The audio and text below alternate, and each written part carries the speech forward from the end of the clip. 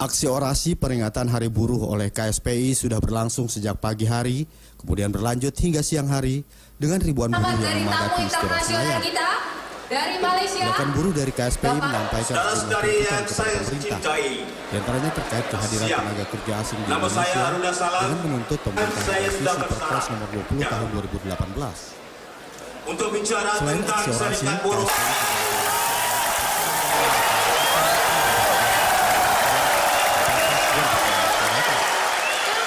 Deklarasi ganti presiden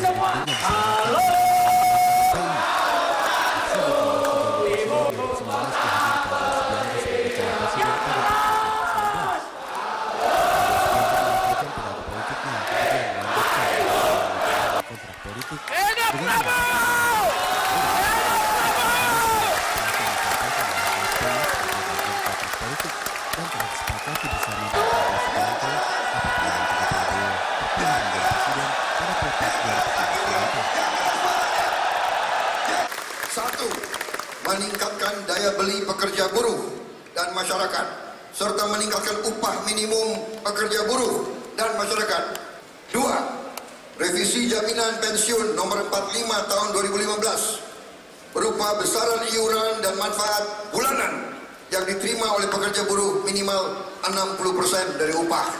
Tiga, menjalankan jaminan kesehatan bagi seluruh rakyat Indonesia. Empat, stop perbudakan modern berkedok outsourcing, honorer dan pemagangan. Lima, menciptakan lapangan pekerjaan.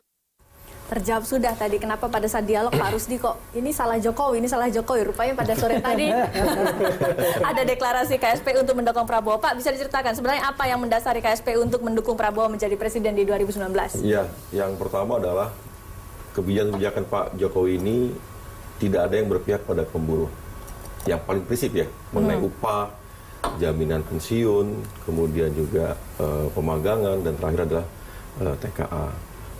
Nah, sehingga kami membutuhkan sosok-sosok yang kemudian mau menerangi kontrak politik untuk perbaikan buruh dan juga untuk rakyat. Nah, karena gini, tadi apa sih isinya kontrak politik kita? Ada 10. Yang pertama adalah cabut PP 78, upah murah. Yang kedua adalah revisi jaminan pensiun dari sisi besaran dan juga manfaatnya. Nah, terkait pensiun saya mau sampaikan, di beberapa negara-negara maju, Kanada, Australia, dan beberapa negara lain, termasuk Cina dan Jepang juga, itu mereka nggak butuh investasi dari luar, tapi mereka kemudian pembiayaan infrastruktur tersebut dari biaya jaminan pensiunnya buruh. Ya, bahkan di Kanada, lapangan terbang, airport, kemudian proyek-proyek pelabuhan dan lain-lain, jalan tol, itu dari pensiunnya guru, termasuk juga di Australia dan lain-lain segala macam. Nah, artinya adalah konteks zaman hari ini, bagaimana kita sebagai masyarakat, pemerintah dan juga pengusaha menjadikan buruh sebagai subjek, bukan sebagai objek orang yang ditindas, diperas, kemudian dia tidak diberikan ruang. Nah, karena kami dalam konteks hari ini, Lady, bukan politisasi. Buat kami adalah ketika kami diam, kami tidak ikut proses politik baik di legislatif maupun eksekutif, kami kemudian menjadi korban. Tiba-tiba ada kebijakan yang upah ini membuat dibatasi. Tiba-tiba ada kenaikan tarif batas listrik yang memberatkan kami. Tiba-tiba ada kebijakan TKA yang membuat kami menjadi susah kerja dan lain-lain. Nah, kalau kami diam, nasib kami akan seperti ini. Nah, diskusi kami, saya dengan segala macam, sebenarnya bagaimana kemudian buruh terlibat dalam politik, bukan untuk kepentingan politik pragmatis, bukan hanya sekedar dukung-mendukung, tapi untuk tadi bagaimana program-program ideal. Memang buruh punya partai sendiri, itu diskusi panjang kami dengan Bung Sastro sampai hari ini segala macam, tapi memang kita belum sampai satu kesepakatan dan belum ada ini.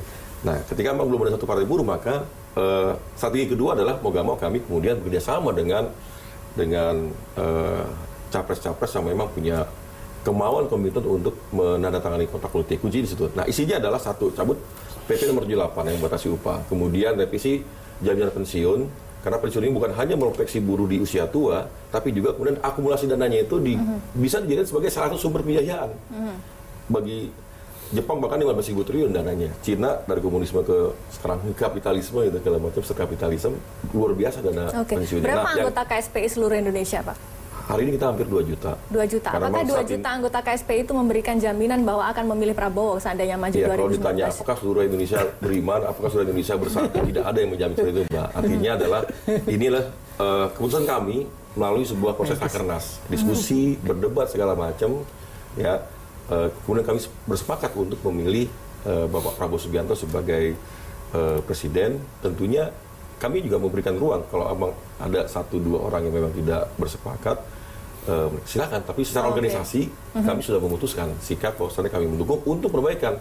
Apa sih, saya mau lanjutin lagi nih biar terang benderang. Satu, mengenai revisi cabut PP 78, kedua jaminan pensiun direvisi, yang ketiga adalah jaminan kesehatan gratis, kemudian yang keempat stop perbudakan modern, pemagangan honorer juga nih, honorer dan juga, nah terakhir adalah termasuk juga yang kelima tadi pajak.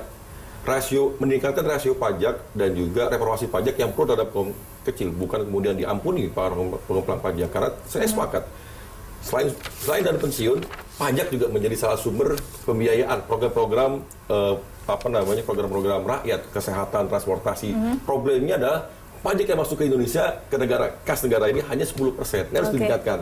Nah, termasuk juga adalah di situ menjadikan BUMN dan koperasi menjadi suku guru, kemudian lanjutnya adalah perumahan 0%, kemudian juga transportasi publik murah dan bahkan gratis. Yang terakhir adalah seluruh kekayaan alam, sumber daya alam dikuasai oleh negara, dipergunakan untuk seluruh kepentingan rakyat.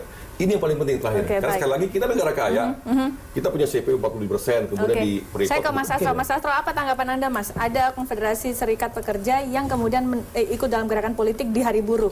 Kenapa kok KPRI nggak ikut juga gitu? Oh, kalau kami punya jalan tersendiri.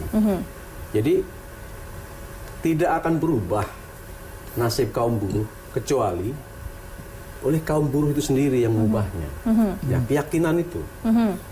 Ya kan? Itu yang harus terus kami pegang teguh. Oke, berkoalisi dengan salah satu pasangan capres? Tidak.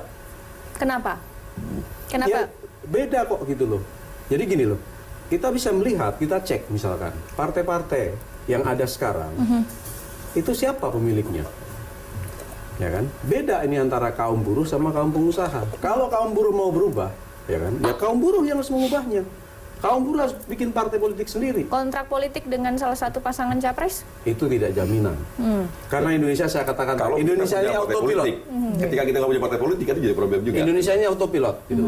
Makanya, mari konsisten. Kalau kita adalah gerakan buruh, mari konsisten untuk bangun partai buruh di Indonesia. Jadi ideologinya ini kalau kaum berubah dengan kaum itu sendiri. Kalau tidak punya itu, jangan berharap deh, jangan bermimpi deh bahwa misalkan kita ini akan otomatis misalkan dengan kontrak politik itu, dengan kontrak politik untuk misalkan sejahtera. Ini persoalan tafsir, Mbak. Konstitusi kita ini, kalau yang menafsirkan adalah gerakan buruh, yang ideologinya adalah ideologi buruh, ya kan, akan berbeda dengan tafsir konstitusi yang ditafsirkan oleh pengusaha. Oke, baik. Kita nanti akan nyata sekali. Oke, baik. Kita nanti akan mendengarkan apa tanggapan Pak Semi dan juga Pak Firdaus terkait bagaimana jika gerakan buruh kemudian berafiliasi pada kepentingan politik tertentu. Bukan berafiliasi, ini adalah sebuah strategi perjuangan. Kita kembali saat lagi ya, Pak ya. Bukan berafiliasi, strategi perjuangan. Kita bukan underdog partai. Oke, siap. Kita kembali saat lagi. Saya mau respon ya.